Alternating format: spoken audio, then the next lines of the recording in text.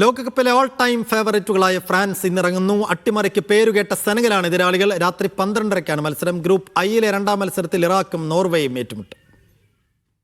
തുടർച്ചയായി മൂന്നാം ലോകകപ്പ് ഫൈനൽ ലക്ഷ്യമിട്ടെത്തുന്ന ഫ്രാൻസ് ഇത്തവണ കിരീട നേട്ടത്തിൽ കുറഞ്ഞതൊന്നും പ്രതീക്ഷിക്കുന്നില്ല. ഗോൾ മെഷീൻ കിലിയൻ എംബാപ്പെ നയിക്കുന്ന ആക്രമണ നിരയെ പിടിച്ചുകെട്ടാൻ സെനഗൽ വിയർപ്പൊഴുക്കേണ്ടി വരും. പ്രതിരോധത്തിൽ വീഴ്ച വരുത്താതെ ആക്രമണത്തിന് മൂർച്ച കൂട്ടിയാണ് ദശാംസ് മൂന്നാം തവണയും തന്റെ ടീമിനെ ലോകകപ്പിന് ഒരുക്കിയിരിക്കുന്നത്. എന്നാൽ ഫ്രാൻസിനെ വിറപ്പിക്കാനുള്ള അസ്ത്രങ്ങൾ ആവനാഴിയിൽ സൂക്ഷിച്ചാണ് സെനഗൽ കോച്ച് പാപ്പെ തിയാവിന്റെ വരവ്. ക്യാപ്റ്റൻ സാദിയോ മാനെ തന്നെയാണ് ടീമിന്റെ കരുത്ത്. മധ്യനിരയിൽ വിശ്വസ്തനായി കാലിഡവും ഗോൾവല കാക്കാൻ എഡ്വാർഡ് മെൻഡിയുമുണ്ട്. 2002 ലോകകപ്പിലെ ഉദ്ഘാടന മത്സരത്തിൽ ആദ്യമായി ലോകകപ്പിലെത്തിയ സെനഗൽ ഏകപക്ഷീയമായ ഒരു ഗോളിനാണ് ഫ്രാൻസിനെ അട്ടിമറിച്ചത്. അന്ന് ടീമംഗമായ പാപ്പെ തിയാവാണ് സെനഗലിന്റെ ഇപ്പോഴത്തെ കോച്ച്. ബുധനാഴ്ച പുലർച്ചെ 3:30 ഗ്രൂപ്പ് ഐയിലെ ഇറാഖും നോർവേയും തമ്മിലുള്ള മത്സരം. നീണ്ട 28 വർഷത്തിന് ശേഷമാണ് നോർവേ ലോകകപ്പിനെത്തുന്നത്. ലോകത്തെ തന്നെ ഏറ്റവും ആക്രമണകാരിയായ എർലിംഗ് ഹാളൻഡ് അടങ്ങുന്ന ആക്രമണ നിരയും മധ്യനിരയിൽ നായകൻ മാർട്ടിൻ ഒഡേഗാർഡും ചേരുമ്പോൾ നോർവേ കൂടുതൽ ശക്തരാകും. 1986-ൽ മാത്രമാണ് ഇതിനു മുമ്പ് ഇറാഖ് ലോകകപ്പിൽ കളിച്ചത്. യോഗ്യതാ മത്സരത്തിലെ പ്ലേ ഓഫ് സമ്മർദ്ദമടക്കം അതിജീവിച്ചാണ് ഇത്തവണ ഇറാഖിന്റെ വരവ്. World cup desk media 1.